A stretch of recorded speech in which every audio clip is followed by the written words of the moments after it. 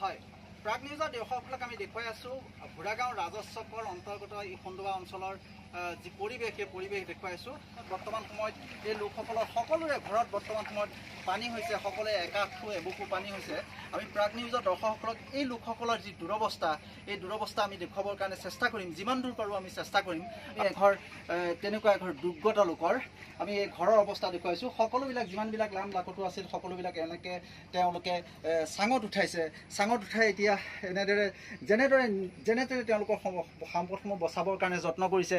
এয়া দেখুৱাইছোঁ আমি চাঙত উঠি এনেদৰেই তেওঁলোকে নিজৰ সামগ্ৰীসমূহ তেওঁলোকে চপাই কৰি ৰাতিটো টোপনি ক্ষতি কৰি চপাই কৰি কোনোমতে দিনটোৰ পিছত আজি এসাঁজ খাবৰ কাৰণে তেওঁলোকে চেষ্টা কৰিছে।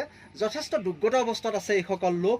আৰু আমি দেখুৱাইছোঁ এয়া হৈছে খণ্ডুৱা লেঙৰি সংযোগী পথৰ এই গাঁওখনৰ অৱস্থা। লোকসকলৰ প্ৰতিঘৰ মানুহৰে এনে অৱস্থা।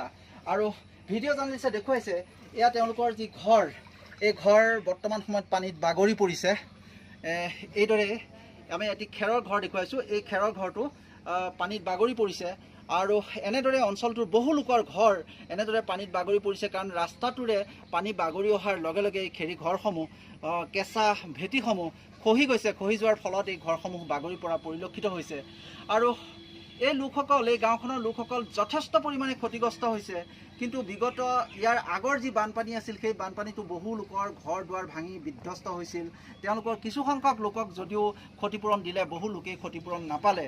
আৰু এই বছৰো দেখা গৈছে কৰোণা যি মহামাৰী, এই কৰোণা মহামাৰীয়ে তেওঁলোকৰ অৰ্থনীতি সম্পূৰ্ণৰূপে তছনছ কৰিছে।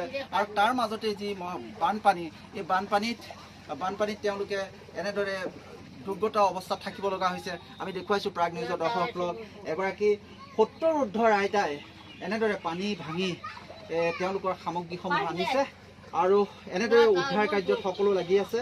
সকলোৰে নিজৰ জীৱনকো তুচ্ছ কৰি এনেদৰে অঞ্চলটোৰ শিশুৰ পৰা বৃদ্ধলৈকে সকলোৱে নিজৰ যি লাম লাকটো এই লাম লাকটো উদ্ধাৰৰ চেষ্টাত লাগি আছে। 70 ঊৰ্ধৰ এই আইতাগৰাকীও এনেদৰে পানী ভাঙি আহি পেলাই এনেদৰে থাকিব লগা হৈছে। মই এখেতৰ পৰা জানিব বিচাৰিম, এজন লোকক আমি পাইছোঁ পৰিয়ালৰ, কি ক'ব, কেনে অৱস্থাত আছে আপোনালোক? এতিয়া আছোঁ, খুব দুখতে আছোঁ। এতিয়া আমাৰ অৱস্থা নাইকিয়া হৈছে। এতিয়া ভাত এতিয়াহে বনাই আছে, পুৱাৰ পৰা ভাত চাত নাই। এই পানীতে কি কৰিম নকৰিম এনেকুৱা অৱস্থা আমাৰ হৈ আছে। ঘৰটো বাগৰি পৰিল। এইবিলাক বস্তু বাহিনী টানি টুনি মই যেনে তেনে এতিয়া এটা অলপমান পাইছোঁ।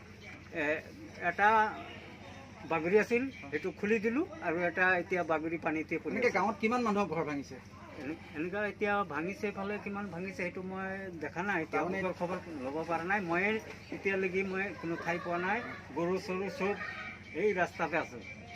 আচ্ছা, কিবা খোৱা বোৱা কৰিলে নে নাই? পানীত ভাঙি কাম কৰি ফুৰিছে, খোৱা বোৱা কিবা কৰিলে নে নাই এতিয়ালৈকে?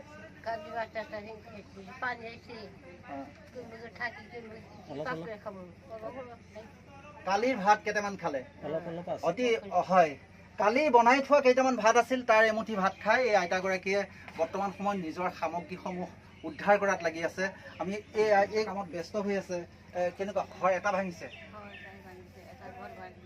এতিয়া ভাত বনাই আছে? এতিয়া বৰ্তমান সময়ত বৰ্তমান সময়তো তেওঁলোকৰ যি ভাত সাজ, এই ভাত সাজ তেওঁলোকে কোনোমতে বনাবৰ কাৰণে তেওঁলোকে যোজা কৰি লৈছে।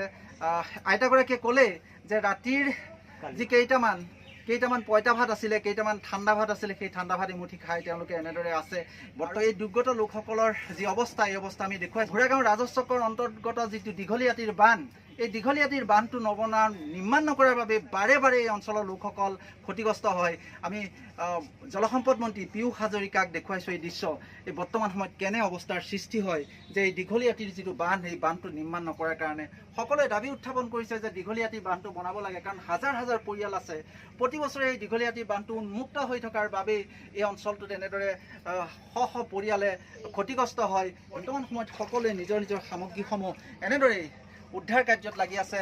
আৰু এয়াই হৈছে বৰ্তমান সময়ত ভোৰাগাঁও ৰাজচকৰ অন্তৰ্গত খণ্ডুৱা লেঙেৰী অঞ্চলৰ যি ৰাইজ, এই ৰাইজসকলৰ অৱস্থা।